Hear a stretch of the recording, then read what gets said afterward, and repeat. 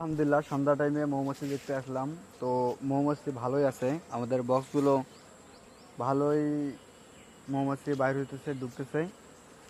যে বক্সগুলো দেখতেছি বক্সগুলো ভালোই পোলে আনতেছে মৌমাছি, বাইর হচ্ছে সন্ধ্যার টাইম। এই সময় মোটামুটি ভালোই মৌমাছি বাইর হইতেছে। আর যেগুলো বেশি পরিমাণে বাইর হচ্ছে ওগুলো হচ্ছে বাচ্চা মৌমাছি, ওগুলো বাইর হচ্ছে আর কি উড়া শেখার জন্য, যার কারণে বক্সের সামনে এত ঝামেলা করতেছে।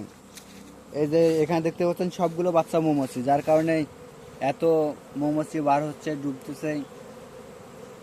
আর যদি আমরা সামনেরটা লক্ষ্য করি, সামনেরটা বাচ্চা মৌমাছি কম, যার কারণে মৌমাছি কম বার হচ্ছে, ডুবতেছে। আর সব মিলে আমাদের খামার ভালোই আছে। কিছু কিছু বক্সে নতুন বাচ্চা মৌমাছি ফুটছে, যার কারণে বক্সগুলো অনেক ভালো দেখাইতেছে আর মৌমাছি বেশি বাইর হচ্ছে, ঢুকতেছে। এর যেমন এখানে একটা, এখানে অনেকগুলো বাইর হচ্ছে, তার মানে